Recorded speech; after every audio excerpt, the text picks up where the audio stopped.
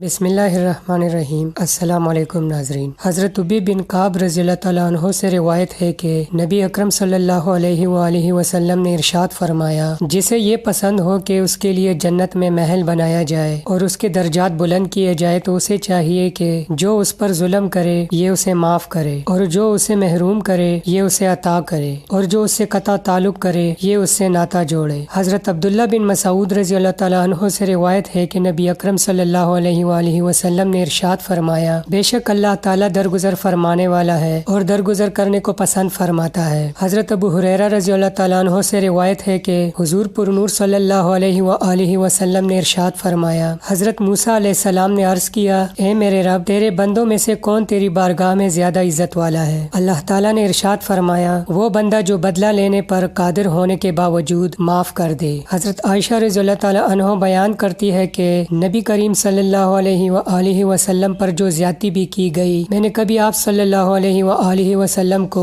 اس زیادتی کا بدلہ لیتے ہوئے نہیں دیکھا، بشرطے کہ اللہ کی حدود نہ پامال کی جائے، اور جب اللہ کی حد پامال کی جاتی تو آپ صلی اللہ علیہ وآلہ وسلم اس پر سب سے زیادہ غضب فرماتے، اور آپ صلی اللہ علیہ وآلہ وسلم کو جب بھی دو چیزوں کا اختیار دیا گیا تو آپ صلی اللہ علیہ وآلہ وسلم ان میں سے آسان کو اختیار فرماتے، بشرطے کہ وہ گناہ نہ ہو۔ حضرت عائشہ رضی اللہ تعالیٰ عنہ بیان کرتی ہے کہ جب بھی حضور صلی اللہ علیہ وآلہ وسلم کو دو چیزوں کا اختیار دیا گیا، اگر وہ گناہ ہوتی تو آپ صلی اللہ علیہ وآلہ وسلم سب سے زیادہ اس سے دور رہتے۔ رسول اکرم صلی اللہ علیہ وآلہ وسلم نے کبھی اپنی ذات کا انتقام نہیں لیا، ہاں اگر اللہ تعالیٰ کی حد پامال کی جاتی تو آپ صلی اللہ علیہ وآلہ وسلم ان کا انتقام لیتے۔ حضرت عقبہ بن عامر رضی اللہ تعالیٰ عنہ بیان کرتے ہیں کہ میں رسول اکرم صلی اللہ علیہ وآلہ وسلم سے ملا، میں نے ابتداً آپ صلی اللہ علیہ وآلہ وسلم کا ہاتھ پکڑ لیا اور میں نے عرض کیا، یا رسول اللہ صلی اللہ علیہ وآلہ وسلم، مجھے فضیلت والے اعمال بتائیے۔ آپ صلی اللہ علیہ وآلہ وسلم نے فرمایا، اے عقبہ، جو تم سے تعلق توڑے اس سے تعلق جوڑو، اور جو تم کو محروم کرے اس کو عطا کرو، اور جو تم پر ظلم کرے اس سے اعراض کرو۔ حضرت انس رضی اللہ تعالیٰ عنہ سے روایت ہے کہ تاجدار رسالت صلی اللہ علیہ وآلہ وسلم نے ارشاد فرمایا، جس کا مفہوم ہے کہ جب لوگ روز حشر حساب کے لیے ٹھہرے ہوں گے تو اس وقت ایک منادی یہ اعلان کرے گا کہ جس کا اجر اللہ تعالیٰ کے ذمہ کرم پر ہے وہ اٹھے اور جنت میں داخل ہو جائے۔ پھر دوسری بار اعلان کرے گا کہ جس کا اجر اللہ تعالیٰ کے ذمہ کرم پر ہے وہ اٹھے اور جنت میں داخل ہو جائے۔ پھر پوچھا جائے گا کہ وہ کون ہے جس کا اجر اللہ تعالیٰ کے ذمہ کرم پر ہے؟ منادی کہے گا، ان کا جو لوگوں کی خطاؤں کو معاف کرنے والے ہیں۔ پھر تیسری بار منادی اعلان کرے گا، جس کا اجر اللہ تعالیٰ کے ذمہ کرم پر ہے وہ اٹھے اور جنت میں داخل ہو جائے۔ تو ہزاروں آدمی کھڑے ہوں گے اور بلا حساب جنت میں داخل ہو جائیں گے۔ ویڈیو اچھی لگی ہو تو لائک کرے اور چینل کو سبسکرائب کر دیں۔ اجازت چاہوں گا، اللہ حافظ۔